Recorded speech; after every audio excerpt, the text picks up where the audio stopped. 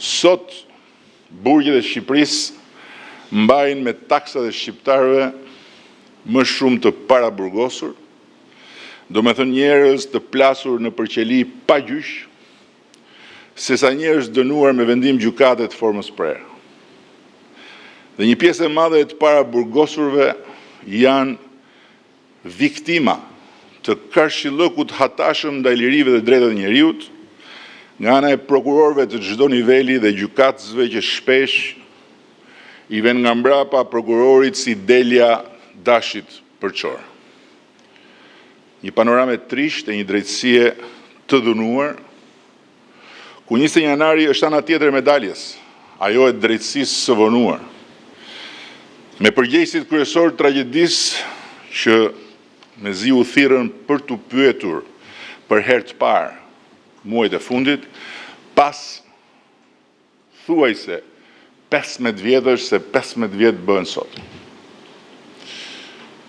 Unë e kam ditur dhe e kam thënë, është në shumë kronika apo intervista, që në kryet herës se 20 janari si një krim shtetëror hyn tek ajo kategori krimesh për cilat historia na mëson se drejtësia vonon shumë. Por ama nuk haron kurrë. Është shumë interesante historia e krimeve shtetërore, sepse nuk rezulton asnjë krim shtetëror i pandëshkuar. Por, nga ana tjetër, është shumë evidente në analet e asaj historie se sa shumë vonon ndëshkimi për një krim shtetëror. Por ama edhe me orvatjen për të gjetur ngushëllim tek historia e botës demokratike ndaj krimeve shtetërore, nuk e kam menduar, them të vërtetën, që reforma në drejtësi, për cilën 20 janari si nevojë prioritare e jona për drejtësi, ka qenë njëri prej burimeve të energjisë dhe të vendosmërisë sonë për ta çuar përpara të reformë. Dhe pastaj strukturat e reja speciale, krejtësisht të pavarura që u krijuan në kuadrin e reformës drejtësi, nuk do të ngrinin, e pa imagjinueshme për mua, asnjë akuzë të vërtet për 20 janarin, as pas 15 vjetësh nga vrasjet mizore në bulevardin kryesor të Shqipërisë. Fatkeqësisht, për vite me radhë, edhe vetë SPAK-u bëri sikur kjo çështje nuk ekziston. Pavarësisht se bëhet fjalë për krye çështjen mes çështjeve të lidhura me abuzimet e pushtetit politik në Shqipëri, të cilat SPAK-u merret drejt për drejt. Ndërkohë që kur i është dashur, ka hetuar dhe ka ngritur akuza pa humbur asnjë vit për çështjet hapura edhe me një letër anonime, apo ka konsumuar kohë dhe energji me vite, duke mbajtur peng punë me interes shtetëror dhe punonjës shtetit, me çështje të cilat janë aq të sforcuara sa mund të shkruen romane satirike, jo vendime gjyqësore të formës prerë. Fajësie. Ishte i paepuri Mark Nika, ungji i të ndjerit Alex Nika, që e çoi kryeçështjen e 20 janarit deri në Strasburg dhe e riktheu kësaj gurin mbi varrin ku drejtësia e kishte kyçur 20 janarin pas një farse të shëmtuar kriminale si ai gjyqi që me demek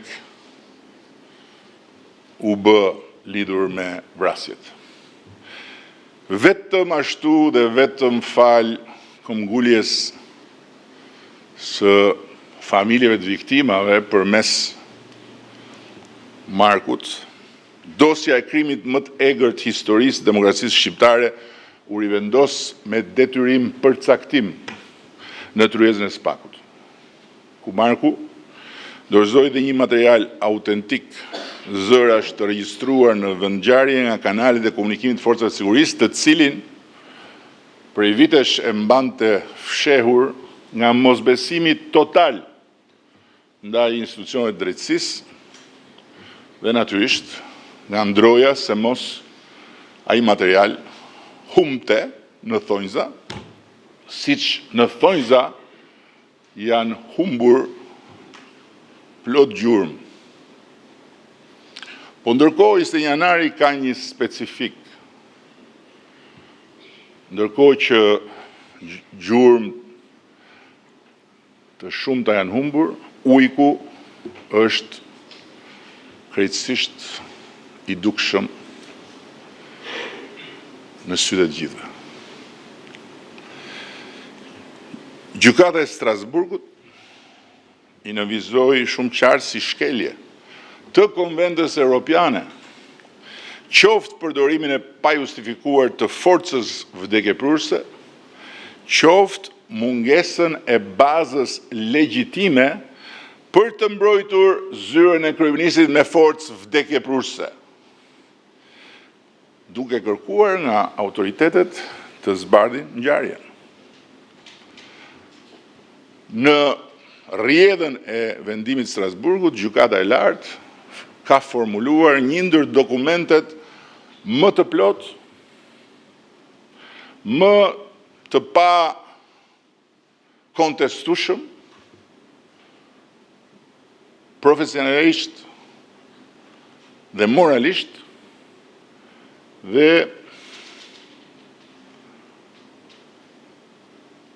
ka vënë faktikisht në lëvizje hetimet që kanë rinisur. Ndërkohë që shpresa vdes e fundit, ndërsa nevoja për drejtësi nuk vdes kur, edhe kur vdes shpresa.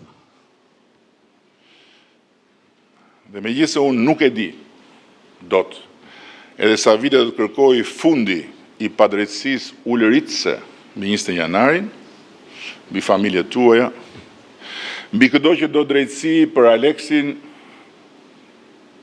Ziverin, Hekuranin dhe Faikun, di me siguri që ulërima e kësaj padrejtësie nuk do të shuhet asnjëherë.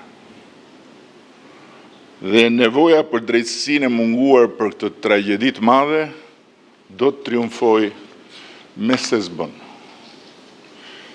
Lejoni ta mbyll duke ndarë me ju sinqerisht të vërtetën time lidhur me përgjegjësinë tonë ndaj jetëve të sakrifikuara të 4 dëshmorëve tanë dhe me zotimin tonë për të bërë drejtësi për 21 janarin.